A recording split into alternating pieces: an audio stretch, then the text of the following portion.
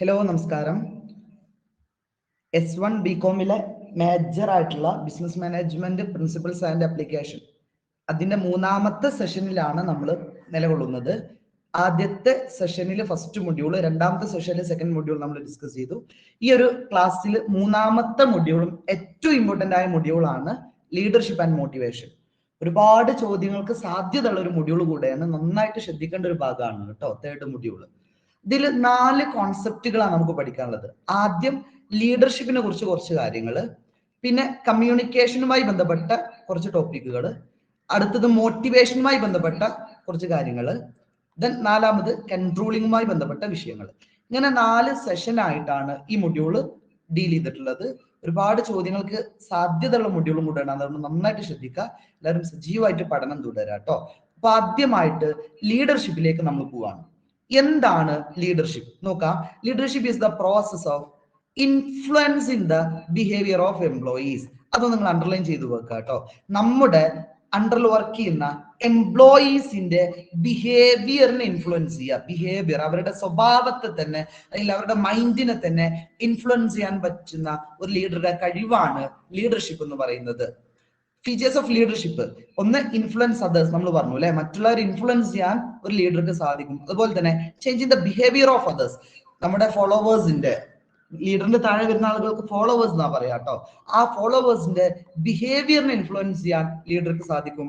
Then next, Inter personal relationship, അഥവാ ലീഡറും തന്റെ ഫോളോവേഴ്സും തമ്മിലുള്ള ബെറ്റർ റിലേഷൻഷിപ്പിനെയാണ് നമ്മൾ ലീഡർഷിപ്പ് എന്ന് പറയുക. Then achievement of common goal. ലീഡറും ഫോളോവറും ഒക്കെ വർക്ക് ചെയ്യുന്നത് കോമൺ ഗോൾ അല്ലെ, സ്ഥാപനത്തിന്റെ ലക്ഷ്യം അഥവാ പ്രോഫിറ്റ് നേടുക എന്നുള്ള ലക്ഷ്യത്തിന് വേണ്ടിയിട്ടാണ്. Then continuous process. ലീഡർഷിപ്പ് എന്ന് പറയുന്നത് ജസ്റ്റ് 1-2 ദിവസം കൊണ്ട് തീരുന്നതല്ല, ബിസിനസ്സിലെ കാലത്തോളം ലീഡർഷിപ്പും കണ്ടിന്യൂ ചെയ്തുകൊണ്ടിരിക്കും. ഇനി അതിന്റെ ഇമ്പോർട്ടൻസ് ഒന്ന് നോക്കുക. ഇമ്പോർട്ടൻസ് തന്നെയാണ് നിങ്ങൾക്ക് മെറിറ്റ്സ് ആയിട്ട് എഴുതാൻ പറ്റുന്നത് കേട്ടോ. എന്തിനാണ് ലീഡർഷിപ്പ് നോക്കാം. ഒന്ന്, influence the behaviour of people. നമ്മൾ പറഞ്ഞു അല്ലെ, നമ്മുടെ ഫോളോവേഴ്സിന്റെ ബിഹേവിയറിനെ, അവരുടെ സ്വഭാവത്തെ തന്നെ ഇൻഫ്ലുവൻസ് ചെയ്യാൻ ലീഡർക്ക് സാധിക്കും. അതുപോലെ തന്നെ personal relationship between leader and followers അല്ലെ, ലീഡറും ഫോളോവേഴ്സും തമ്മിലുള്ള റിലേഷൻഷിപ്പാണ് ലീഡർഷിപ്പ് എന്ന് പറയുന്നത്. Introduce changes in the organisation. നല്ല ലീഡർഷിപ്പ് ഉണ്ടെങ്കിൽ ആ ഓർഗനൈസേഷനിൽ എന്ത് മാറ്റങ്ങൾ കൊണ്ടുവരാൻ നമുക്ക് കഴിയും, അവരൊക്കെ നമ്മുടെ ഫോളോവേഴ്സ് അതിനൊക്കെ സപ്പോർട്ട് ചെയ്യും. അപ്പൊ ചേഞ്ചസിനെ അക്സെപ്റ്റ് ചെയ്യാൻ വേണ്ടിയിട്ട് സാധിക്കും. അതുപോലെ തന്നെ ഹാൻസ് കോൺഫ്ലിക്ട് അഫക്റ്റീവ്ലി. നമ്മുടെ സ്ഥാപനത്തിൽ വരുന്ന തർക്കങ്ങള്, പ്രശ്നങ്ങള്, കോൺഫ്ലിക്റ്റുകൾ കൃത്യമായിട്ട് ഡീൽ ചെയ്യാൻ ഒരു ലീഡറെ കൊണ്ട് കഴിയും. അതുപോലെ പ്രൊവൈഡ് ട്രെയിനിങ് ടു സബോർഡിനേറ്റ്സ്. തന്റെ സബോർഡിനേറ്റ്സിന് ട്രെയിനിങ് കൊടുക്കാൻ ഒരു ലീഡർക്ക് സാധിക്കും. ഒരു ലീഡർഷിപ്പ് കൊണ്ടുള്ള അല്ലെങ്കിൽ ലീഡർക്കുള്ള ക്വാളിറ്റീസ് ആ പറഞ്ഞത്. ഇനി അടുത്തത് ലീഡർഷിപ്പ് സ്റ്റൈൽസ് ആണ് കേട്ടോ. ലീഡർഷിപ്പ് സ്റ്റൈൽസ് ഒന്ന് നോക്കാം. 3 ടൈപ്പ് ഓഫ് ലീഡർഷിപ്പ് ഉണ്ട്. വളരെ ഇമ്പോർട്ടന്റ് ആണ്, എക്സാം ചോദിക്കാൻ സാധ്യതയുള്ള ഭാഗമാണ് കേട്ടോ. ഒന്നാമത്തത് autocratic leader, 2 democratic leader, 3 laissez faire. Autocratic എന്ന് പറഞ്ഞാല് ഒരു രാജാവിനെ പോലെ അങ്ങനെ ഓർത്തു വെക്കുക കേട്ടോ. എന്താ അദ്ദേഹത്തിന്റെ പ്രത്യേകത? അദ്ദേഹം ഭയങ്കര എല്ലാ അതോറിറ്റിയും ഈ ഓട്ടോക്രാറ്റിക് ലീഡറിന്റെ കീഴിലേക്കാണ്. അയാൾ ഇങ്ങനെ പറയും, ബാക്കിയുള്ളവർ ഇത് കേൾക്കണം. Okay, he gives order and expect his subordinates to obey those order. Subordinates എന്ത് ചെയ്യണം, അഥവാ ഫോളോവേഴ്സ് എന്ത് ചെയ്യണം, ഇയാൾ പറയണം ഒക്കെ കേൾക്കണം. തിരിച്ചൊന്നും ചോദ്യം ചെയ്യാനുള്ള, തിരിച്ചൊന്നും പറയാനുള്ള അധികാരം ആർക്കില്ല? ഫോളോവേഴ്സിനില്ല. ലീഡർ എന്താണോ പറയുന്നത് അത് അപ്പടി അങ്ങോട്ട് അംഗീകരിക്കണം. ഇതാണ് ഓട്ടോക്രാറ്റിക് ലീഡർ. ഒരു രാജകീയം എന്നൊക്കെ നമ്മൾ പറയില്ലേ, നമ്മളെ ഹിറ്റ്ലറൊക്കെ ഒരു ഓട്ടോക്രാറ്റിക് ലീഡർ ആയിട്ട് നമുക്ക് പറയാൻ പറ്റും. കാരണം അദ്ദേഹം ഇങ്ങനെ തന്റെ സബോർഡിനേറ്റ്സിന് ഓർഡർ കൊടുക്കും, ബാക്കിയുള്ളവർ ചെയ്യും. തിരിച്ച് ചോദ്യം ചെയ്യാൻ പോലും ഒരാൾക്കും അധികാരം ഉണ്ടായിരുന്നില്ല. അതാണ് autocratic leader. 2 democratic leader. This leader develop action plan and make decision. ഇതിൽ ഏറ്റവും ഇമ്പോർട്ടന്റ് ഇതാണ് കൺസൾട്ടേഷൻ വിത്ത് ഹിസ് സബോർഡിനേറ്റ്സ്. ഈ ലീഡർ ഒരിക്കലും ഒറ്റയ്ക്ക് തീരുമാനം എടുക്കൂല. അദ്ദേഹം എന്ത് തീരുമാനം എടുക്കുകയാണെങ്കിലും തന്റെ സബോർഡിനേറ്റ്സിനോട്, തന്റെ ഫോളോവേഴ്സിനോട് ഡിസ്കസ് ചെയ്ത് അവരുമായി ചർച്ച ചെയ്തിട്ട് അദ്ദേഹം ഒരു തീരുമാനത്തിലേക്ക് എത്തുള്ളൂ. അങ്ങനെ പരസ്പരം ലീഡറും ഫോളോവറുമായിട്ട് നല്ലൊരു ബന്ധം കീപ്പ് ചെയ്യുന്ന ലീഡേഴ്സിനെയാണ് ഡെമോക്രാറ്റിക് ലീഡർ എന്ന് പറയുന്നത്. മൂന്നാമത്തത് ലേസിയസ് ഫെയർ അല്ലെങ്കിൽ ഫ്രീ റൈൻ ലീഡർ. ഇയാള് പേരിന് മാത്രമുള്ള ലീഡറാണ്. അതായത് ഇയാൾക്ക് ആരും വില കൊടുക്കില്ല. നോക്കിയേ, he does not believe in the use of power unless it's absolutely essential. അയാൾ എന്ത് ചെയ്യുന്നുണ്ട്, അയാളുടെ പവർ ഒന്നും ഉപയോഗിക്കുന്നതിൽ ഒരു വിശ്വാസമില്ല. കാരണം അയാൾ അദ്ദേഹത്തിന്റെ പവർ ഒന്നും യൂസ് ചെയ്യൂല. പിന്നെ the followers are given high degree of freedom. ഇതാണ് ഇതിൽ ഇമ്പോർട്ടന്റ് കേട്ടോ. ഫോളോവേഴ്സിന്, സബോർഡിനേറ്റ്സിനാണ് അദ്ദേഹം എല്ലാ അധികാരവും കൊടുക്കുക. അപ്പൊ ലീഡർ ജസ്റ്റ് പേരിന് മാത്രമല്ല, ഒരു ബൊമ്മയായിട്ട് അവിടെ അങ്ങനെ നിൽക്കും. അയാൾക്കൊരു പണി ഉണ്ടാവില്ല, അയാൾക്കൊരു അധികാരം ഉണ്ടാവില്ല, അയാൾ ആരും മെയിൻറ്റും ചെയ്യൂല. ഒക്കെ ആരാണ്? തന്റെ സബോർഡിനേറ്റ്സ് അല്ലെങ്കിൽ എംപ്ലോയീസ് ആയിരിക്കും അവിടുത്തെ എല്ലാ കാര്യങ്ങളും തീരുമാനിക്കുന്നതും ചെയ്യുന്നതും. അങ്ങനെ മുഴുവൻ ഫ്രീഡവും മുഴുവൻ അധികാരവും സബോർഡിനേറ്റ്സിന് വിട്ടുകൊടുക്കുന്ന ലീഡറെയാണ് ലേസിയസ്റ്റ് ഫെയർ, അല്ലെ, മടിയനായ ലീഡർ എന്ന് നമ്മൾ പറയുന്നത്. ഇനി ലീഡർഷിപ്പ് തിയറീസ്, ഇതൊന്ന് ശ്രദ്ധിക്കണം കേട്ടോ, ഒന്ന് ശ്രദ്ധിച്ചാൽ ഇത് ഐഡിയ കിട്ടുള്ളൂ. അടുത്ത ടോപ്പിക്കാണ് ലീഡർഷിപ്പ് തിയറീസ്. 3 തിയറീസ് ആണ് നമുക്ക് പഠിക്കാനുള്ളത്. ഒന്നാമത്തത് ട്രൈറ്റ് തിയറി. ട്രൈറ്റ് തിയറി പറഞ്ഞാലേ, ഈ തിയറിക്കാർ പറയുന്നുണ്ട് ഒരു ലീഡർഷിപ്പ് എന്ന് പറയുന്നത് അവർക്ക് ഇൻബോൺ ആയിട്ട് കിട്ടുന്നതാണ്. ഇൻബോൺ എന്നുള്ള വാക്ക് അവിടെ നിന്ന് നോട്ട് ചെയ്ത് വെക്കുക കേട്ടോ. ഇൻബോൺ എന്ന് പറഞ്ഞാൽ എന്താ? അല്ലെ, ജനിക്കുമ്പോൾ തന്നെ കിട്ടുന്ന ഒരു സാധനമാണ് ലീഡർഷിപ്പ് എന്നുള്ള ക്വാളിറ്റി. ഇപ്പൊ നമുക്കറിയാലോ, ഈ പാട്ട് പാടാനും ചിത്രം വരക്കാനും അങ്ങനെ കുറെ കഴിവുകളില്ല നമുക്ക് ജനിക്കുമ്പോൾ തന്നെ കുറച്ച് അതിൽ കിട്ടുന്നത്. എന്നതുപോലെ ലീഡർ എന്ന് പറയുന്നതും ജനിക്കുമ്പോൾ തന്നെ ഉണ്ടാവുന്നതാണ്. നോക്കിയേ, focus on personal characteristics and traits of leaders. അപ്പൊ ഒരു ലീഡറെ ലീഡറാക്കി മാറ്റുന്നത് അദ്ദേഹത്തിന്റെ ഫീച്ചേഴ്സ് ആണ്, അദ്ദേഹത്തിന്റെ ചില ക്വാളിറ്റീസ് ആണ്. ആ ക്വാളിറ്റീസ് ഒക്കെ അദ്ദേഹത്തിന് എങ്ങനെ കിട്ടുന്നതാ? അതൊക്കെ ജനിക്കുമ്പോൾ തന്നെ അദ്ദേഹത്തിന് ഉണ്ടായി വരുന്നതാണ്. അപ്പൊ ട്രൈറ്റ് തിയറി പറയുന്നത് ഒരാളെ ലീഡറാക്കി മാറ്റുന്നത് അല്ലെങ്കിൽ ഒരു ലീഡറാക്കി രൂപീകരിക്കുന്നത് അദ്ദേഹത്തിന്റെ പേഴ്സണൽ ക്യാരക്ടറിസ്റ്റിക്സ് ആണ്. ഏതൊക്കെ ഈ പേഴ്സണൽ ക്യാരക്ടറിസ്റ്റിക്സ് എന്ന് പറയുന്നത്? ഒന്ന് ബുദ്ധിയിലെ ഇന്റലിജൻസ്, കോൺഫിഡൻസ്, കരിഷ്മ, ഇന്റഗ്രിറ്റി, ഇങ്ങനെ തുടങ്ങിയിട്ടുള്ള ഒരാളുടെ പേഴ്സണൽ ക്വാളിറ്റീസ് ആണ് അയാൾ ഒരു ലീഡറാക്കി മാറ്റുന്നത് എന്നാണ് ട്രൈറ്റ് തിയറി പറയുന്നത്. അതൊക്കെ ഇൻബോൺ ആയിട്ട് കിട്ടുന്നതാണ്, അല്ലാണ്ട് ഒരാൾക്ക് ഉണ്ടാക്കിയെടുക്കാൻ പറ്റുന്നതല്ല എന്നാണ് ട്രൈറ്റ് തിയറി പറയുന്ന കാര്യം. അപ്പോ രണ്ടാമത്തത് അതിനൊരു ഓപ്പോസിറ്റ് വരുന്നതാണ് ബിഹേവിയറൽ തിയറി. ഇവർ പറയുന്നത് ഈ ലീഡർഷിപ്പ് എന്ന് പറയുന്നത് എന്തല്ല, ജനിക്കുമ്പോൾ കിട്ടുന്ന കാര്യമല്ല, അതൊക്കെ നമുക്ക് ട്രെയിനിങ്ങിലൂടെ ഡെവലപ്മെന്റിലൂടെ ഒക്കെ ഉണ്ടാക്കിയെടുക്കാൻ പറ്റുന്നതാണെന്നാണ് ബിഹേവിയറൽ തിയറി. അല്ലെ, ഞാൻ ഇതിനെയാണ് സപ്പോർട്ട് ചെയ്യുന്നത്. നോക്കാം, examines behaviours and actions leaders such as. അപ്പൊ ഇവര് ഈ ബിഹേവിയറിനെ രണ്ടായിട്ട് തരംതിരിച്ചിട്ടുണ്ട്. 2 രൂപത്തിലുള്ള ബിഹേവിയർ ഉണ്ട്. ഒന്ന് task oriented behaviour. Task oriented behaviour അതിൽ വരുന്നത് പ്ലാനിങ്, ഓർഗനൈസിങ് പോലത്തെ കാര്യങ്ങൾ. പിന്നെ പീപ്പിൾ ഓറിയന്റഡ് ബിഹേവിയർ, ഒരു വ്യക്തിയുമായി ബന്ധപ്പെട്ട കാര്യങ്ങൾ.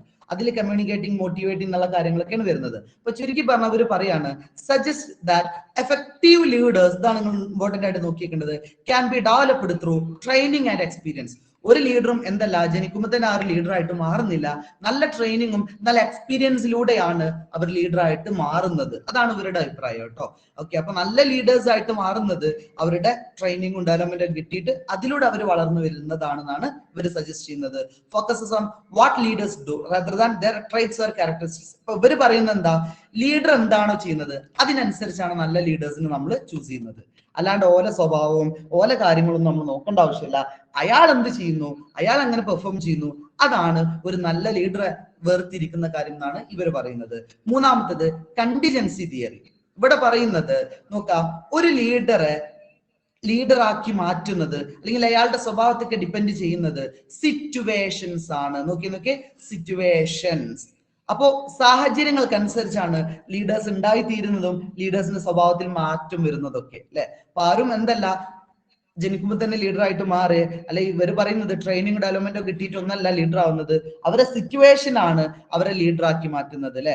ചിലപ്പോൾ ചില സിറ്റുവേഷനിൽ അവരെന്ത് ചെയ്യേണ്ടി വരും, ഓട്ടോക്രാറ്റിക് ലീഡർ ആവേണ്ടി വരും, ചിലതില് ഡെമോക്രാറ്റിക് ആയാൽ മതിയാവും, ചില സാഹചര്യങ്ങളിൽ ലേസിയസ് ഫെയർ ആവേണ്ടി വരും. അപ്പൊ ഇതൊക്കെ എന്താ, ഡിപ്പെൻഡ്സ് അപ്പോൺ ദ സിറ്റുവേഷൻ.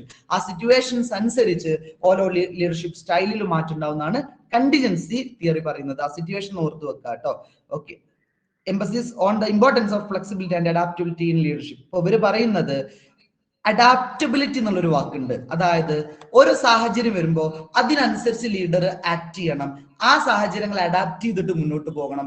അതാണ് ഒരു ലീഡർഷിപ്പിനെ മാറ്റിമറിക്കുന്നത് എന്നാണ് ഇവരുടെ ആർഗ്യുമെന്റ്. ഇനി അപ്പൊ ലീഡർഷിപ്പ് സ്റ്റൈല് നമ്മൾ പറഞ്ഞു, ലീഡർഷിപ്പ് തിയറീസ് പറഞ്ഞു. ഇനി അടുത്ത ടോപ്പിക്കിലേക്ക് വരികയാണ്, കമ്മ്യൂണിക്കേഷൻ. എന്താണ് കമ്മ്യൂണിക്കേഷൻ? ഒരു 3 മാർക്കിന് എക്സ്പെക്ട് ചെയ്യാവുന്ന ഒരു ചോദ്യമാണ്. The exchange of ideas, fact, opinion and emotion from one person to another person. ഒരു വ്യക്തിയിൽ നിന്ന് മറ്റൊരു വ്യക്തിയിലേക്ക് കൈമാറ്റം ചെയ്യുന്ന, എക്സ്ചേഞ്ച് ചെയ്യുന്ന ഐഡിയാസ്, ഫാക്ട്, ഒപ്പീനിയൻ, ഇമോഷൻസ്, ഇതിനൊക്കെ കമ്മ്യൂണിക്കേഷൻ എന്ന് വിളിക്കാം, അല്ലെ. ഇപ്പൊ നമ്മൾ ചെയ്യുന്നത് ഒരു കമ്മ്യൂണിക്കേഷൻ ആണ്, അല്ലെ. ഓൺലൈൻ ആണെങ്കിലും ഒരു കമ്മ്യൂണിക്കേഷനാണ്. അപ്പൊ ഞാനാണ് ഇവിടെ സെൻഡർ അഥവാ മെസ്സേജ് അയക്കുന്ന ആള്, നിങ്ങളാണ് റിസീവർ അഥവാ കേൾക്കുന്ന ആള്, കിട്ടുന്ന ആള്. നമ്മൾ എന്താ പാസ് ചെയ്യുന്നത്, അല്ലെ, ചില എക്സ്ചേഞ്ച് ഓഫ് ഐഡിയാസ്, ഫാക്ട്, അല്ലെ, ഇൻഫർമേഷൻസ്, ഇതാണ് നമ്മൾ തമ്മിൽ പാസ് ചെയ്യുന്നത്. ഇത്തരത്തില് ഐഡിയാസ്, ഫാക്ട്സ്, ഒപ്പീനിയൻ, ഇത് ഒരു വ്യക്തിയിൽ നിന്ന് മറ്റൊരു വ്യക്തിയിലേക്ക് പാസ് ചെയ്യുന്നതിനെയാണ് കമ്മ്യൂണിക്കേഷൻ എന്ന് പറയുന്നത്. അപ്പൊ കമ്മ്യൂണിക്കേഷൻ എന്താ നമ്മൾ ഡിസ്കസ് ചെയ്തു അല്ലെ. ഒരു വ്യക്തിയിൽ നിന്ന് മറ്റൊരു വ്യക്തിയിലേക്ക് കൈമാറപ്പെടുന്ന ഫാക്ടുകൾ, ഐഡിയാസ്, ഇൻഫർമേഷൻസ്, ഒപ്പീനിയൻസ്, അതിനെയാണ് കമ്മ്യൂണിക്കേഷൻ എന്ന് വിളിക്കുന്നത്. ഇനി അതിന്റെ ഇമ്പോർട്ടൻസ് നോക്കുക കേട്ടോ, അല്ലെങ്കിൽ അതിന്റെ merits. Basic for coordination. Communication എന്തിനെ ഹെൽപ്പ് ചെയ്യുന്നുണ്ട്? കോർഡിനേഷനെ സഹായിക്കുന്നുണ്ട്. എല്ലാ കാര്യങ്ങളും കോർഡിനേറ്റ് ചെയ്യുന്നത് ത്രൂ കമ്മ്യൂണിക്കേഷനിലൂടെയാണ് അല്ലെ. സ്മൂത്ത് വർക്കിംഗ്, ഇപ്പൊ നമ്മുടെ സ്ഥാപനത്തിന്റെ നല്ല രീതിയിലുള്ള വർക്കിങ്ങിന് കമ്മ്യൂണിക്കേഷൻ ഹെൽപ്പ് ചെയ്യുന്നുണ്ട്. അതുപോലെ തന്നെ ബേസിസ് ഫോർ ഡിസിഷൻ മേക്കിംഗ്, തീരുമാനങ്ങൾ എടുക്കാൻ അല്ലെ, നല്ല ബെറ്റർ തീരുമാനങ്ങൾ എടുക്കാൻ കമ്മ്യൂണിക്കേഷൻ ഹെൽപ്പ് ചെയ്യുന്നുണ്ട്. അതുപോലെ തന്നെ ഇൻക്രീസ് മാനേജർ എഫിഷ്യൻസി, മാനേജ്മെന്റിന്റെ അല്ലെങ്കിൽ മാനേജ്മെന്റുകളുടെ എഫിഷ്യൻസി വർദ്ധിപ്പിക്കാൻ വേണ്ടിയിട്ട് കമ്മ്യൂണിക്കേഷൻ ഹെൽപ്പ് ചെയ്യുന്നുണ്ട്.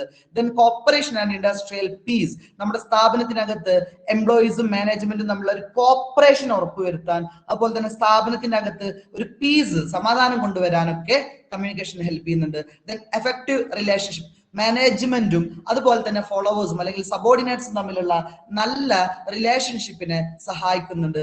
അതുപോലെ തന്നെ മോറൽ ആൻഡ് മോട്ടിവേഷൻ, ഒരു ലീഡർഷിപ്പ്, ഒരു കമ്മ്യൂണിക്കേഷനിലൂടെ നല്ല മോട്ടിവേഷൻ ഇൻക്രീസ് ചെയ്യാനും ഹെൽപ്പ് ചെയ്യുന്നുണ്ട്. ഇനി അടുത്തൊരു ടോപ്പിക്കാണ് barriers to effective communication. Effective കമ്മ്യൂണിക്കേഷന് വിഘാതം നിൽക്കുന്ന, ഓപ്പോസിറ്റ് നിൽക്കുന്ന ചില തടസ്സങ്ങൾ. ഇത് ഇമ്പോർട്ടന്റ് ചോദ്യമാണ് കേട്ടോ, എക്സാമിന് നമുക്ക് എക്സ്പെക്ട് ചെയ്യാവുന്ന ഒരു ഭാഗമാണ്.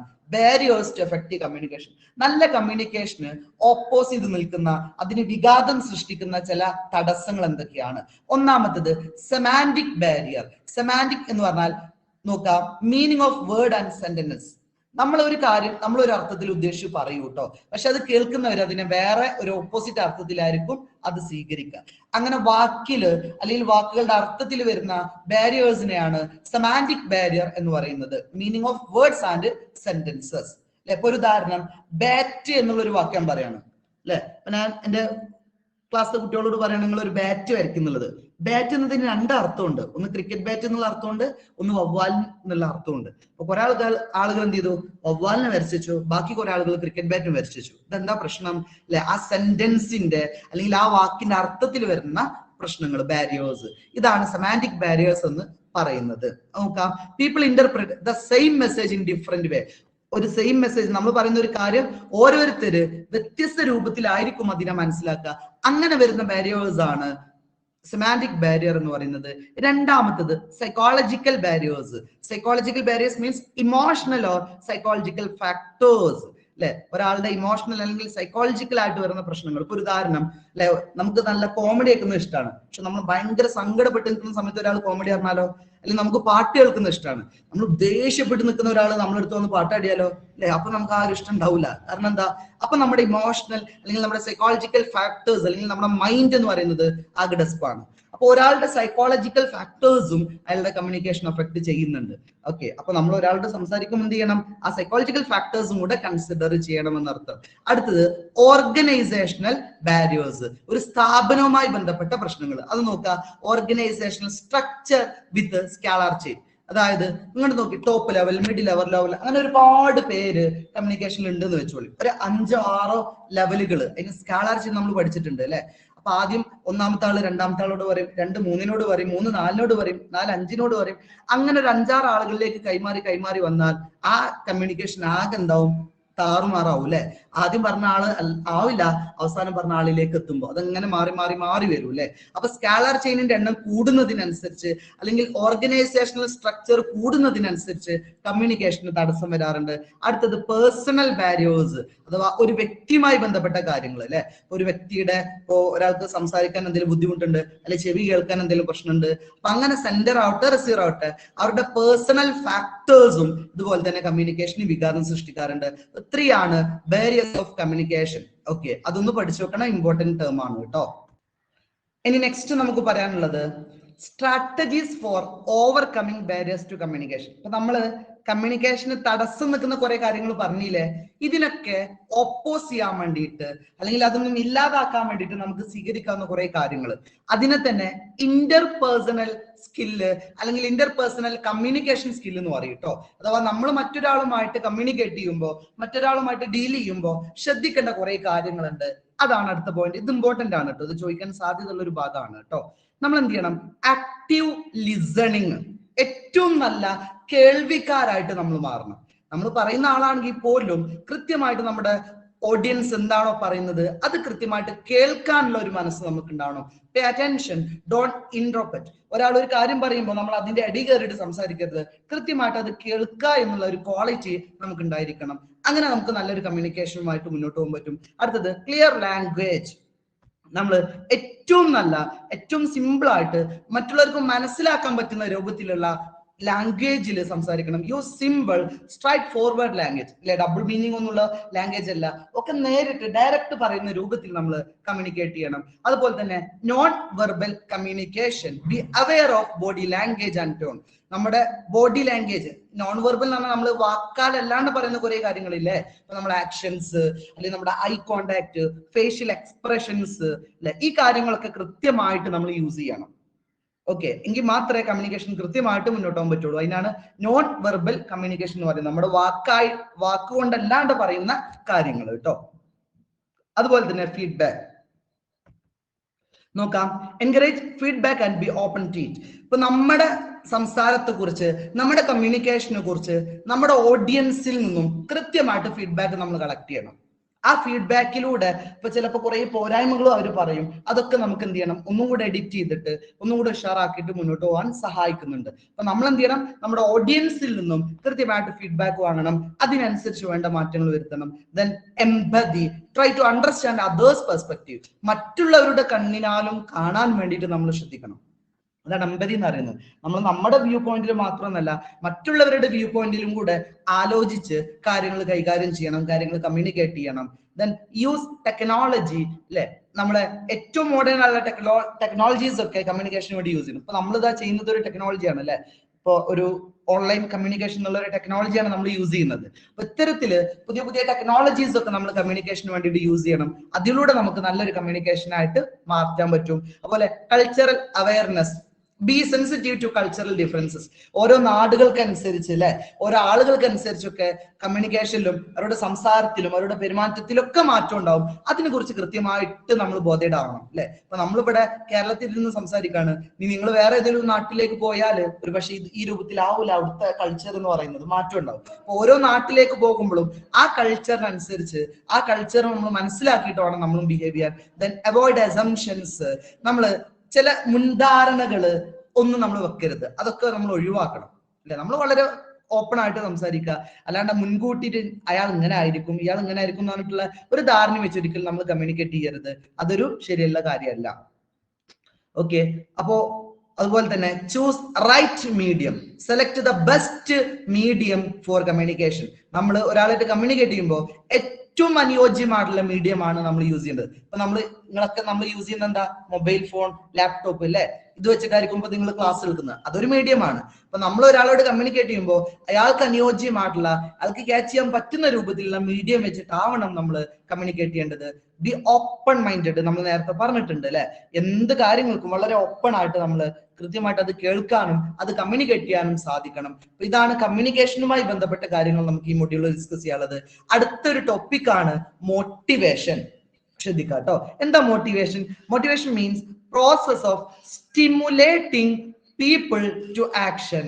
ഒരു കാര്യം ചെയ്യാൻ വേണ്ടിയിട്ട് ആളുകളെ സ്റ്റിമുലേറ്റ് ചെയ്യുക അഥവാ എൻകറേജ് ചെയ്യുക അല്ലെങ്കിൽ മോട്ടിവേറ്റ് ചെയ്യുക. എങ്ങനെ ഒരു കാര്യം ചെയ്യാൻ വേണ്ടിയിട്ട് നമ്മുടെ എംപ്ലോയീസിനെ അല്ലെങ്കിൽ നമ്മുടെ സബോർഡിനേറ്റ്സിനെ സ്റ്റിമുലേറ്റ് ചെയ്യുന്നതിനെയാണ് മോട്ടിവേഷൻ എന്ന് പറയാ. ഇനി മോട്ടിവേഷന്റെ ഫീച്ചേഴ്സ്, ഒരു ഇന്റേണൽ ഫീലിംഗ് ആണ്, അഥവാ മനസ്സിലെ മോട്ടിവേഷൻ എന്ന് പറഞ്ഞാൽ നമ്മുടെ ഉള്ളിൽ ഉണ്ടാകുന്നതാണ്, മാനസികമായിട്ട് ഉണ്ടാവുന്നതാണ്.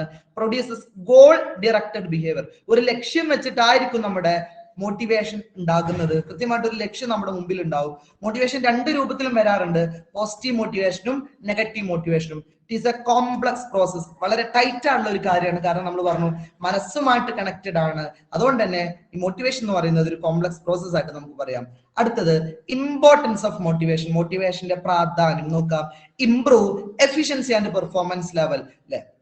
മോട്ടിവേഷൻ നമ്മുടെ സ്ഥാപനത്തിന്റെ എഫിഷ്യൻസിയും എംപ്ലോയീസിന്റെ ഒക്കെ എഫിഷ്യൻസിയും പെർഫോമൻസ് ലെവലും കൂട്ടാൻ വേണ്ടിയിട്ട് സഹായിക്കുന്നുണ്ട്. അതുപോലെ തന്നെ ഒരു പോസിറ്റീവ് ആറ്റിറ്റ്യൂഡ് ഉണ്ടാക്കിയെടുക്കാൻ ഇത് ഹെൽപ്പ് ചെയ്യുന്നുണ്ട് നമ്മുടെ എംപ്ലോയീസിന്റെ ഇടയിൽ. Then reduce employee turnover and ആബ്സെന്റിസം.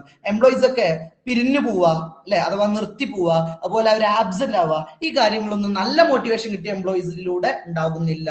അപ്പൊ അതുവഴി നമുക്ക് അവരുടെ ടേൺ ഓവർ ഒഴിവാക്കാനും ആബ്സെന്റീസ് ഒഴിവാക്കാനൊക്കെ സാധിക്കും. Then accomplishment of organisational goal, സ്ഥാപനത്തിന്റെ ലക്ഷ്യങ്ങൾ പൂർത്തീകരിക്കാൻ മോട്ടിവേഷൻ നമ്മളെ ഹെൽപ്പ് ചെയ്യുന്നുണ്ട്. സ്ഥാപനത്തിന്റെ ലക്ഷ്യങ്ങൾ അച്ചീവ് ചെയ്യാൻ വേണ്ടിയിട്ട് നമ്മളെ സഹായിക്കുന്നുണ്ട്. ഹെൽപ്സ് ടു അക്സെപ്റ്റ് ചേഞ്ചസ്, മാറ്റങ്ങൾ ഉൾക്കൊള്ളാൻ മോട്ടിവേഷൻ നമ്മളെ ഹെൽപ്പ് ചെയ്യുന്നുണ്ട്. ഒത്തിരിയാണ് അതിന്റെ ഇമ്പോർട്ടൻസ് അല്ലെങ്കിൽ മെറിറ്റ്സ് ആയിട്ട് നമുക്ക് പറയാൻ പറ്റുന്നത്. ഏറ്റവും ഇമ്പോർട്ടന്റ് ടോപ്പിക് ആണ്, സ്ഥിരമായിട്ട് 5-6 മാർക്കിനോ ഐസേക്കൊക്കെ ചോദിക്കാൻ സാധ്യതയുള്ള ഒരു ഭാഗമാണ് മാസ്ലോ. എബ്രഹാം മാസ്ലോ എന്ന് പറയുന്ന ഒരു വ്യക്തി കണ്ടെത്തിയിട്ടുള്ള need hierarchy theory of motivation. അത് അദ്ദേഹത്തെ എബ്രഹാം മാസ്ലോ വിളിക്കുന്ന പേരാണ് father of management psychology. Management സൈക്കോളജിയുടെ പിതാവായിട്ടാണ് അദ്ദേഹം അറിയപ്പെടുന്നത്. അദ്ദേഹം പറഞ്ഞുള്ള നല്ല രസകരമായ ഒരു കാര്യമാണ്, നമ്മള് മോട്ടിവേഷൻ ഒരു 5 സ്റ്റേജസിലൂടെയാണ് കടന്നു പോകുന്നത്. ഇത് ചോദിച്ചാൽ നിർബന്ധമായിട്ട് നിങ്ങൾ ഈ ഒരു പിരമിഡ് വരച്ചിട്ട് അത് എഴുതണം കേട്ടോ. അദ്ദേഹം പറയാണ് ഫസ്റ്റ്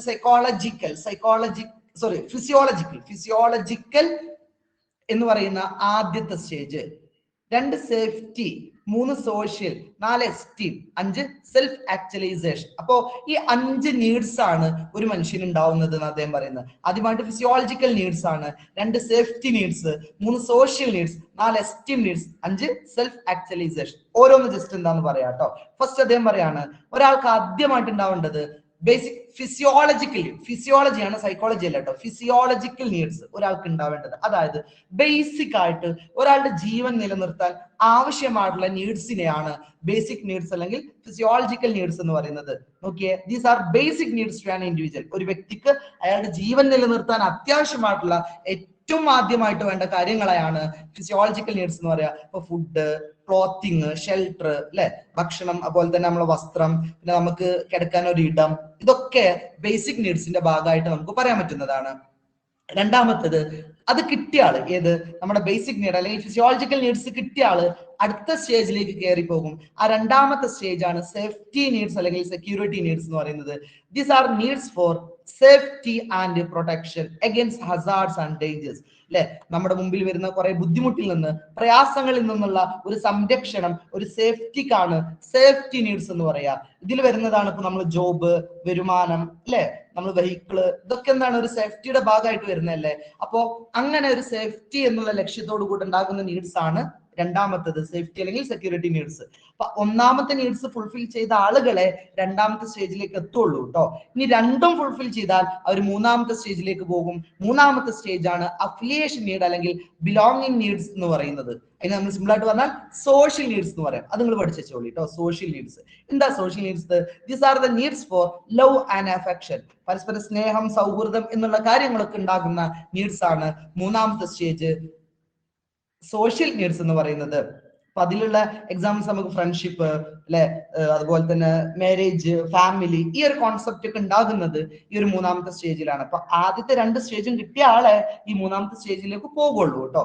ഇനി നാലാമത്തേത് esteem needs. These needs are desire for status, prestige, dignity, self respect, independence, respect from others അല്ലെ. ഈ 3 സ്റ്റേജ് കഴിഞ്ഞ് നാലാമത്തെ സ്റ്റേജിൽ എത്തുന്ന ആളുകൾ, ഇവര് നമ്മൾ ആൾക്കാരുടെ ഇടയിലേക്ക് ഒന്ന് ഉഷാറാവണം, ഒരു ലീഡർ ആവണം, ഒരു നേതാവാവണം എന്നൊക്കെ ചിന്തിക്കുന്ന ആൾക്കാരാണ് എസ്റ്റീം നീഡ്സിൽ വരുന്നത്.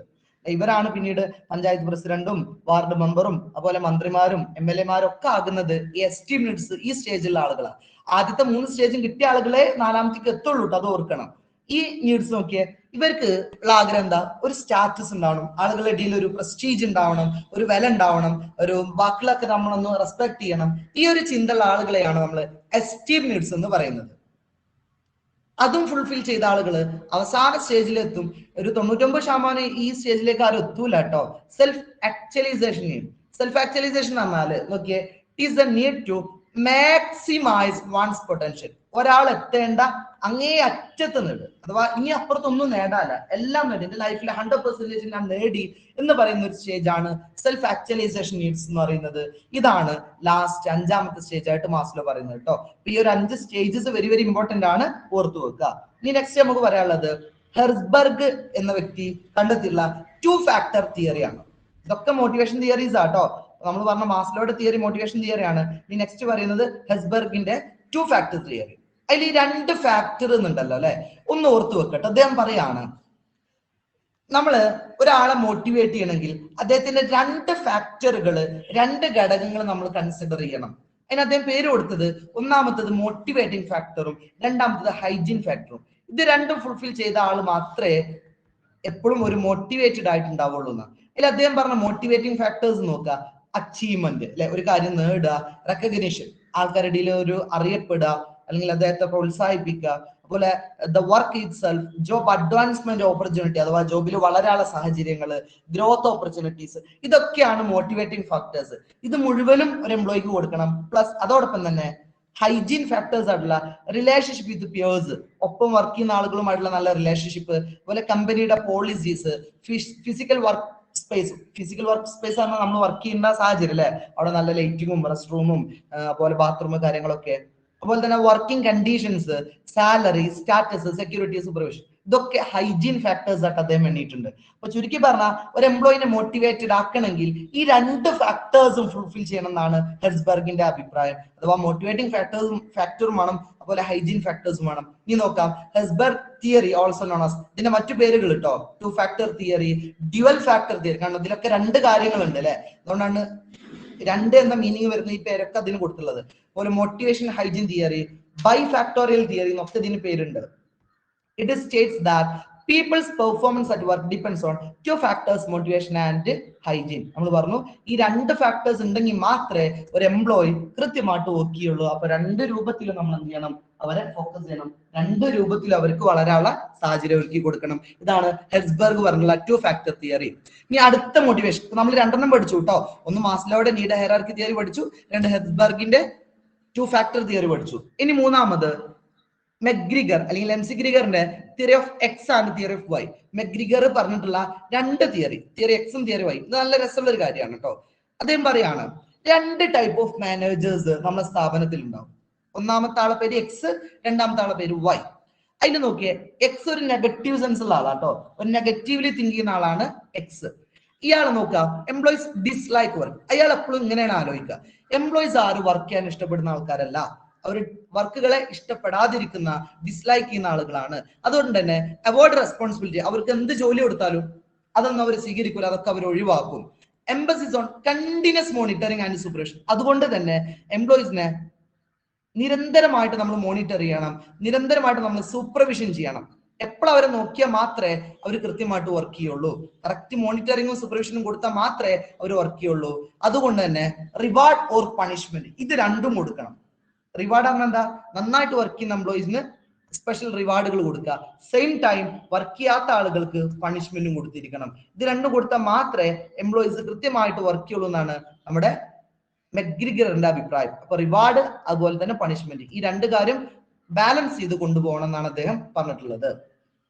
ഇനി തിയറി വൈ, ഇതിന്റെ നേരെ ഓപ്പോസിറ്റ് ആണ് തിയറി വൈ. ഇദ്ദേഹം പറയുന്നത്, ഇദ്ദേഹം ഒരു പോസിറ്റീവ് മൈൻഡുള്ള ആളാണ്. അവർ പറയാണ് എംപ്ലോയീസ് എൻജോയ് ദയർ വർക്ക്. അതായത് എംപ്ലോയീസ് ഒക്കെ സെൽഫ് മോട്ടിവേറ്റഡ് ആണ്, നമ്മൾ അവരെ മോട്ടിവേറ്റ് ചെയ്യേണ്ട ആവശ്യമൊന്നുമില്ല, അവരൊക്കെ ഓട്ടോമാറ്റിക്കലി സെൽഫ് മോട്ടിവേറ്റഡ് ആണ്. അതുകൊണ്ട് തന്നെ ദേ എൻജോയ് ദെയർ വർക്ക്, അവരൊക്കെ അവരുടെ വർക്ക് ഏറ്റവും ഇഷ്ടപ്പെട്ട് ചെയ്യുന്ന ആളുകളാണ്. And ready to take more responsibility, എന്ത് റെസ്പോൺസിബിലിറ്റി കൊടുത്താലും അതൊക്കെ ഏറ്റെടുത്ത് ചെയ്യാൻ ആര് റെഡിയാണ്, എംപ്ലോയീസ് റെഡിയാണ്. അതുകൊണ്ട് നമ്മൾ എന്ത് ചെയ്യണ്ട, അവർ ഫുൾ ടൈം മോണിറ്റർ ചെയ്യുക, സൂപ്പർവിഷൻ ചെയ്യുക ഒന്നും വേണ്ട. അതുകൊണ്ട് believe that employee can work, employees ഒക്കെ വർക്ക് ചെയ്യും വിത്തൗട്ട് സൂപ്പർവിഷൻ. നമ്മൾ സൂപ്പർവിഷനോ അതുപോലെ തന്നെ അവർ നിരന്തരമായിട്ട് മോണിറ്റർ ചെയ്യൊന്നും വേണ്ട, അല്ലാതെ തന്നെ അവരൊക്കെ വർക്ക് ചെയ്തോളും എന്നാണ് അദ്ദേഹത്തിന്റെ അഭിപ്രായം. ഗിവിംഗ് മോർ റെസ്പോൺസിബിലിറ്റി, അവർക്ക് നല്ലോണം റെസ്പോൺസിബിലിറ്റി കൊടുത്താൽ മതി, വർക്കൊക്കെ അവരെങ്ങനെ ഓട്ടോമാറ്റിക്കലി ചെയ്തോളും എന്നുള്ള ഒരു ചിന്താഗതിയാണ് തിയറി വൈ മാനേജേഴ്സിനുള്ളത്. ഈ 2 ആളുകളും നമ്മുടെ സ്ഥാപനത്തിൽ ഉണ്ടാവും എന്നാണ് അദ്ദേഹത്തിന്റെ അഭിപ്രായത്തിൽ പറയുന്നത്. ഇനി മൂന്നാമത്തെ തിയറി റീഇൻഫോഴ്സ്മെന്റ് തിയറി അത്ര ഇമ്പോർട്ടന്റ് അല്ല, ജസ്റ്റ് നോക്കി വെക്കുക കേട്ടോ. റീഇൻഫോഴ്സ്മെന്റ് തിയറി എന്ന് പറയുന്നത് it is a psychological principle suggesting that behaviours are shaped by their consequence. നന്നായിട്ട് ശ്രദ്ധിക്കുക കേട്ടോ. ഒരാളുടെ ബിഹേവിയർ അതിന്റെ കോൺസിക്വൻസസ് നോക്കിയിട്ടാണ് അതിന്റെ ബിഹേവിയർ രൂപപ്പെടുന്നത്. മനസ്സിലായിട്ടില്ല? അതായത് എന്ത് കാര്യം ഒരാൾ ചെയ്യുമ്പോഴും അതിന്റെ പരിണിത ഫലം നോക്കും അല്ലെ, എന്നിട്ടാണ് അയാൾ ആ കാര്യം ചെയ്യുക. ഇപ്പൊ ഒരു ഉദാഹരണം, അതാ നിങ്ങൾ നന്നായിട്ട് പഠിക്കുന്നുണ്ട്, പഠിക്കാനുള്ള കാരണം എന്താ? പഠിക്കാൻ ഇഷ്ടമുണ്ടായിട്ടാ? അല്ല. മെയിൻ ആയിട്ട് റീസൺ എന്താ? എന്റെ കോൺസിക്വൻസസ് പ്രശ്നമാണ് അല്ലെ. പഠിച്ചില്ലെങ്കിൽ എക്സാമിന് കിട്ടൂല, എക്സാമിന് കിട്ടിയില്ലെങ്കിൽ സപ്ലി ഉണ്ടാവും, സപ്ലി എഴുതി കഴിഞ്ഞാൽ ആകെ പണിയിട്ടും അല്ലെ. അപ്പൊ അതാണ് കോൺസിക്വൻസസ്, അതാണ് അതിന്റെ പരിണിത ഫലം. അത് നോക്കിയിട്ടല്ലേ നിങ്ങൾ ബിഹേവിയർ മാറ്റിയത്, നിങ്ങളുടെ സ്വഭാവത്തിൽ മാറ്റം വന്നത്, നിങ്ങൾ പഠിക്കാൻ തുടങ്ങിയത്. അപ്പൊ ഒരാളുടെ ബിഹേവിയർ ഷേപ്പ് ചെയ്യുന്നത്, ഒരാളുടെ ബിഹേവിയർ ഡിപ്പെൻഡ് ചെയ്യുന്നത് കോൺസിക്വൻസസ് നോക്കിയിട്ടാണ്, അഥവാ പരിണിത ഫലം നോക്കിയിട്ടാണ്. അപ്പൊ നമ്മൾ എന്ത് കാര്യം ചെയ്യുമ്പോഴും അതിന്റെ കോൺസിക്വൻസിലേക്കാണ് ആദ്യം നമ്മൾ ഫോക്കസ് ചെയ്യുക. കോൺസിക്വൻസസ് ഓക്കെ ആണെങ്കിൽ നമ്മൾ അത് ചെയ്യും, അതില്ലെങ്കിൽ നമ്മൾ എന്ത് ചെയ്യില്ല, അത് മൈൻഡ് ചെയ്യൂല. അപ്പൊ അദ്ദേഹം പറയും, ഈ ഒരു തിയറിയിൽ പറയുന്നത് എംപ്ലോയീസിന് എന്ത് ചെയ്യണം? നല്ല കോൺസിക്വൻസസ് ഉണ്ടാവണം. അഥവാ വർക്ക് ചെയ്യാതിരുന്നാൽ നല്ല പണിഷ്മെന്റ് കൊടുക്കണം, വർക്ക് ചെയ്താൽ നല്ല റിവാർഡും കൊടുക്കണം. അപ്പൊ കോൺസിക്വൻസസ് ഓക്കെ ആണെങ്കിൽ അതിനനുസരിച്ച് അവരുടെ പെർഫോമൻസിലും മാറ്റം ഉണ്ടാവും എന്നാണ് അദ്ദേഹം പറയുന്നത്. നോക്കിയേ, അതാണ് ഇവിടെ പറയുന്നത് റീഇൻഫോഴ്സ്മെന്റ്, പണിഷ്മെന്റ് ആൻഡ് എക്സ്റ്റൻഷൻ എന്നുള്ളത് കേട്ടോ. കൃത്യമായിട്ട് അവരെ ഫോഴ്സ് ചെയ്യുക, അതുപോലെ പണിഷ്മെന്റുകളൊക്കെ കൊടുക്കുക, എങ്കിൽ മാത്രമേ എംപ്ലോയീസ് വർക്ക് ചെയ്യുള്ളൂ എന്നാണ് ഈ റീഇൻഫോഴ്സ്മെന്റ് തിയറിയിൽ പറയുന്നത്. ഇനി അടുത്തത് എക്സ്പെക്ടൻസി തിയറി. വിക്ടർ റൂം കണ്ടെത്തിയിട്ടുള്ള അടുത്തൊരു തിയറിയാണ് എക്സ്പെക്ടൻസി തിയറി കേട്ടോ. വിക്ടർ റൂം എന്നാണ് അദ്ദേഹത്തിന്റെ പേര് ഒന്ന് ഓർത്തു വെക്കുക കേട്ടോ. It is a theory that explain how people choose actions, നോക്കിയേ, based on their expectations or outcome. Simple ആയിട്ട് ഇങ്ങനെ പറയാം കേട്ടോ. ആളുകൾ എഫേർട്ട് എടുക്കുന്നത് എന്ത് നോക്കിയിട്ടാ? റിസൾട്ട് നോക്കിയിട്ടാ. നല്ല റിസൾട്ട് കിട്ടിയാൽ നല്ല എഫേർട്ട് എടുക്കും, റിസൾട്ട് മോശമാണെങ്കിൽ എഫേർട്ട് എടുക്കൂല അല്ലെ. ഇപ്പൊ ഒരു ഉദാഹരണം, നിങ്ങൾക്ക് നല്ലോണം പഠിച്ച നല്ല മാർക്ക് കിട്ടും, പഠിച്ചില്ലെങ്കിൽ മാർക്ക് കിട്ടൂല. അപ്പൊ നിങ്ങളുടെ റിസൾട്ട് എന്താ? നല്ല മാർക്ക് അല്ലെ. അപ്പൊ നല്ല മാർക്ക് കിട്ടാൻ എന്ത് ചെയ്യണം? നല്ല എഫേർട്ട് എടുക്കണം. നല്ല മാർക്ക് കിട്ടണില്ലെങ്കിൽ എഫേർട്ട് എടുക്കേണ്ട ആവശ്യമില്ല അല്ലെ. ഇപ്പൊ നിങ്ങൾക്ക് ഒരു ജോലി തരാണ്, നിങ്ങളോട് പറയാണ് നിങ്ങൾ നല്ലോണം ജോലി ചെയ്താല് നല്ല കൂലി തരാം, കുറച്ച് ജോലി ചെയ്താൽ കുറച്ച് കൂലി തരാം. അപ്പൊ നിങ്ങൾ നല്ല എഫേർട്ട് എടുക്കും. എന്തിനാ? നല്ല റിസൾട്ടിന് വേണ്ടിയിട്ട് അല്ലെ. അപ്പൊ എഫേർട്ടും റിസൾട്ടും ഇന്റർലിങ്ക്ഡ് എന്നാ പറയുന്നത്. അഥവാ നിങ്ങൾ എത്രത്തോളം എഫേർട്ട് എടുക്കുന്നോ ബേസ്ഡ് ഓൺ റിസൾട്ട്. നല്ല റിസൾട്ട് ആണെങ്കിൽ നല്ല എഫേർട്ട് എടുക്കും, നല്ല റിസൾട്ട് അല്ലെങ്കിൽ നല്ല എഫേർട്ട് എടുക്കൂല. അപ്പൊ നോക്കിയേ, it is theory that explain how people choose actions. ഒരാള് ഒരു കാര്യം ഏറ്റെടുക്കുന്നത് based on the expectation of outcome. Outcome നോക്കിയിട്ടാണ് ഒരു കാര്യം ചെയ്യണോ ചെയ്യണ്ടേ എന്നുള്ളത് ഒരാൾ തീരുമാനിക്കുന്നത്. അപ്പൊ ഔട്ട്കം എന്ന് പറഞ്ഞാൽ എന്താ? റിസൾട്ട്. ഇപ്പൊ നമ്മൾ പറഞ്ഞ റിസൾട്ട്, ഔട്ട്കം ഉഷാറാണെങ്കിൽ അയാൾ ആ കാര്യം ഉഷാറായിട്ട് ചെയ്യും, ഔട്ട്കം ബോറാണെങ്കിൽ അയാൾ അത് മെയിൻ ചെയ്യൂല അല്ലെ. അപ്പൊ ആളുകൾ നല്ല എഫേർട്ട് എടുക്കണം, എന്ത് ചെയ്യണം? ഈ തിയറി പ്രകാരം നല്ല ഔട്ട്കം കൊടുക്കണം, നല്ല റിസൾട്ട് കൊടുക്കണം. ഓക്കെ, അപ്പൊ അതാണ് എക്സ്പെക്ടൻസി തിയറി എന്ന് പറയുന്നത്. അതിൽ അദ്ദേഹം പറഞ്ഞ 3 കോമ്പണൻസ് ഉണ്ട്. ഒന്ന് നല്ല രസം, ഇങ്ങനെ കണക്ട് ചെയ്ത് പോയാൽ മതി. ഒന്ന് അദ്ദേഹം പറയാണ് എക്സ്പെക്ടൻസി, അതായത് effort will lead to performance. നമ്മൾ പറഞ്ഞല്ലോ, ഒരു എഫേർട്ട് ആണ് ഒരാളുടെ പെർഫോമൻസിലേക്ക് നയിക്കുന്നത്. നല്ല എഫേർട്ട് എടുത്താൽ നല്ല പെർഫോമൻസ് ഉണ്ടാവും, അദ്ദേഹത്തിന്റെ എഫേർട്ട് മോശമാണെങ്കിൽ പെർഫോമൻസ് മോശം. അപ്പൊ ശ്രദ്ധിക്കെ, അവിടെ നിങ്ങൾ 2 ടേം എഴുതി വെക്കണം, എഫേർട്ടും പെർഫോമൻസും കേട്ടോ. പിന്നെ അദ്ദേഹം പറയാണ് അതിന്റെ രണ്ടാമത്തെ കോമ്പണൻസ് അദ്ദേഹം പറയാണ് ഇൻസ്ട്രുമെന്റാലിറ്റി. അതിൽ പറയുന്നത് നേരത്തെ എന്താ പറഞ്ഞ എഫേർട്ടും പെർഫോമൻസും അല്ലെ. അങ്ങനെ നല്ല പെർഫോമൻസ് ഉണ്ടായാൽ അദ്ദേഹത്തിന് നല്ല റിവാർഡ് ഉണ്ടാവും. അപ്പൊ ആദ്യം നമ്മൾ എന്താ പറഞ്ഞ, നല്ല എഫേർട്ട് എടുത്താൽ നല്ല പെർഫോമൻസ് ഉണ്ടാവും. അപ്പൊ എഫേർട്ട് പെർഫോമൻസ് എന്ന് എഴുതി വെക്കുക കേട്ടോ. പിന്നെ പറയണ അതിന്റെ ബാക്കിയായിട്ട് പറയണ, അങ്ങനെ നല്ല പെർഫോമൻസ് ഉണ്ടായാൽ അദ്ദേഹത്തിന് എന്ത് കിട്ടും അറിയാലോ അല്ലെ. നന്നായിട്ട് എഫേർട്ട് എടുക്കുന്ന ഒരു എംപ്ലോയിക്ക് സ്വഭാവമായിട്ട് നല്ല റിവാർഡ് ഉണ്ടാവും അല്ലെ, നല്ല കൂലി കിട്ടും, നല്ല സാലറി കിട്ടും. പിന്നെ അടുത്ത് പറയാണ് വാല്യൂസ്. അങ്ങനെ നല്ല റിവാർഡ് കിട്ടിക്കഴിഞ്ഞാൽ അദ്ദേഹത്തിന്റെ വാല്യൂ അതുപോലെ തന്നെ കൂടും. The value placed on the reward. അപ്പൊ റിവാർഡ് നന്നായിട്ട് കിട്ടിക്കഴിഞ്ഞാൽ സ്വാഭാവികമായിട്ടും അദ്ദേഹത്തിന്റെ വാല്യൂ ഇൻക്രീസ് ചെയ്യും. അപ്പൊ ആദ്യത്തെ എന്താ പറഞ്ഞ, നമ്മള് എഫേർട്ട് എടുത്താൽ പെർഫോമൻസ് കിട്ടും. രണ്ടെന്താ പറഞ്ഞ, പെർഫോമൻസ് ഉണ്ടെങ്കിൽ റിവാർഡ് കിട്ടും. മൂന്നെന്താ പറഞ്ഞ, റിവാർഡ് കിട്ടിയാൽ വാല്യൂ കിട്ടും. ഇതാണ് അദ്ദേഹത്തിന്റെ കോമ്പണൻസ് ആയിട്ട് പറയാൻ പറ്റുന്നത് കേട്ടോ. ഇനി അടുത്തത് മെത്തേഡ്സ് ഓഫ് എംപ്ലോയി മോട്ടിവേഷൻ അല്ലെങ്കിൽ ടെക്നിക്സ് ഓഫ് സെൽഫ് മോട്ടിവേഷൻ. എംപ്ലോയീസിനെ മോട്ടിവേറ്റ് ചെയ്യാൻ പറ്റുന്ന കാര്യങ്ങൾ. ഇതൊരു ജനറൽ ആയിട്ടുള്ള ചോദ്യമാണ്, എക്സ്പെക്ട് ചെയ്യാവുന്ന ചോദ്യമാണ് കേട്ടോ. എംപ്ലോയീസിനെ മോട്ടിവേറ്റ് ചെയ്യാൻ പറ്റുന്ന കാര്യങ്ങൾ എന്തൊക്കെയാണ്? ഒന്ന്, കമ്മ്യൂണിക്കേറ്റ് ക്ലിയർലി. ഏറ്റവും നല്ല രൂപത്തിൽ, ഏറ്റവും മനസ്സിലാവുന്ന രൂപത്തിൽ സിമ്പിൾ ആയിട്ട് അവരോട് സംസാരിക്കുക, അവരോട് കമ്മ്യൂണിക്കേറ്റ് ചെയ്യുക. അതുപോലെ റെക്കഗ്നൈസ് അച്ചീവ്മെന്റ്. എംപ്ലോയീസിന്റെ അടുത്ത് നിന്നൊക്കെ വന്ന അച്ചീവ്മെന്റുകളെ കൃത്യമായിട്ട് നമ്മൾ കൺസിഡർ ചെയ്യുക അല്ലെ. അപ്പൊ നന്നായിട്ട് പെർഫോം ചെയ്ത് അവരെ ആൾക്കാരുടെ ഇടയിലൊക്കെ ഒന്ന് മീറ്റിങ്ങിലൊക്കെ വിളിക്കുമ്പോൾ അവരൊന്ന് പ്രോത്സാഹിപ്പിക്കുക, അവർക്ക് ഗിഫ്റ്റ് ഒക്കെ കൊടുക്കുക. അങ്ങനെ അവരുടെ അച്ചീവ്മെന്റുകളെ നമ്മൾ പരിഗണിക്കുക, റെക്കഗ്നൈസ് ചെയ്യുക. അതുപോലെ create A positive work culture. നമ്മുടെ സ്ഥാപനത്തിനകത്ത് ഒരു പോസിറ്റീവ് വർക്ക് കൾച്ചർ ഉണ്ടാക്കിയെടുക്കുക. അല്ല, എല്ലാവരും പരസ്പരം അങ്ങോട്ടൊന്ന് സഹായിക്കുന്ന, പുതിയ പുതിയ ക്രിയേറ്റിവിറ്റീസ് ഒക്കെ കൊണ്ടുവരുന്ന ഒരു പോസിറ്റീവ് വർക്ക് കൾച്ചർ ഉണ്ടാക്കിയെടുക്കുക. അപ്പോൾ തന്നെ ഓഫർ ഫ്ലെക്സിബിൾ ഷെഡ്യൂളിംഗ്. എംപ്ലോയീസിനൊക്കെ അക്സെപ്റ്റ് ചെയ്യാൻ പറ്റുന്ന, അവർക്കൊക്കെ ഫോളോ ചെയ്യാൻ പറ്റുന്ന നല്ല ഷെഡ്യൂളുകൾ കൊടുക്കുക. അതിന്റെ ഒരു ഉദാഹരണമാണ് വർക്ക് ഫ്രം ഹോം ഒക്കെ കൊടുക്കുക അല്ലെ. അതായത് ഇപ്പോ ആഴ്ചയിൽ ഒരു ദിവസങ്ങൾ വീട്ടിൽ നിന്ന് ജോലി ചെയ്താൽ മതി. അങ്ങനെയൊക്കെ അവർക്ക് ഏറ്റവും കംഫർട്ടായ രൂപത്തിൽ നമ്മൾ ജോലികൾ ഷെഡ്യൂൾ ചെയ്യുക. അടുത്തത് പ്രൊമോട്ട് പ്രൊഫഷണൽ ഡെവലപ്മെന്റ്. എംപ്ലോയീസിന്റെ പ്രൊഫഷണൽ ഡെവലപ്മെന്റിന് വേണ്ട കാര്യങ്ങൾ നമ്മൾ കൃത്യമായിട്ട് ചെയ്യുക, അവരുടെ വളർച്ചയ്ക്ക് വേണ്ടിയുള്ള കാര്യങ്ങൾ ചെയ്യുക. അതുപോലെ തന്നെ സെറ്റ് ക്ലിയർ ഗോൾസ്. കൃത്യമായിട്ടുള്ള ഗോളുകൾ സെറ്റ് ചെയ്ത് കൊടുക്കുക അല്ലെ. അച്ചീവ് എത്ര കാര്യങ്ങൾ അച്ചീവ് ചെയ്യണം എന്നൊക്കെ നമ്മൾ ഗോൾ സെറ്റ് ചെയ്ത് കൊടുക്കുക. അതുവഴി എംപ്ലോയീസ് ഏറ്റവും നന്നായിട്ട് വർക്ക് ചെയ്തോളും. Then provide meaning feedback. കൃത്യമായിട്ടുള്ള ഫീഡ്ബാക്ക് നമ്മൾ കളക്ട് ചെയ്യുക. ആ ഫീഡ്ബാക്കിനനുസരിച്ച് വേണ്ട മാറ്റങ്ങളൊക്കെ വരുത്തുക. അതുപോലെ തന്നെ ഫോളോ ത്രൂ ഓൺ പ്രോമിസസ്. നമുക്ക് ചെയ്യാൻ പറ്റുന്ന പ്രോമിസുകൾ മാത്രം എംപ്ലോയീസിന് കൊടുക്കുക. വെറുതെ കുറെ കൊടുത്തിട്ട് അതൊന്നും ചെയ്യാതിരിക്കുന്ന ഒരു അവസ്ഥ ഉണ്ടാവരുത്. കൃത്യമായിട്ട് നമുക്ക് ഫോളോ ചെയ്യാൻ പറ്റുന്ന പ്രോമിസുകൾ മാത്രമായിരിക്കണം നമ്മൾ കൊടുക്കേണ്ടത്. അതുപോലെ തന്നെ യൂസ് ഫിനാൻഷ്യൽ മോട്ടിവേഷൻ. എന്തൊക്കെ പറഞ്ഞാലും എംപ്ലോയീസിന് ഏറ്റവും കൂടുതൽ മോട്ടിവേറ്റ് ചെയ്യുന്ന കാര്യം അവർ കൊടുക്കുന്ന സാലറി, കമ്മീഷൻ അല്ലെ, മറ്റു കാര്യങ്ങൾ. അപ്പൊ ഫിനാൻഷ്യൽ മോട്ടിവേഷൻസും കൃത്യമായിട്ട് കൊടുക്കുക. അപ്പൊ ഇതോടുകൂടെ മോട്ടിവേഷൻ എന്നുള്ള ഭാഗം കഴിഞ്ഞു. അടുത്ത സ്റ്റേജ് കൺട്രോളിംഗ് ആണ് കേട്ടോ. കൺട്രോളിംഗ് അതായത്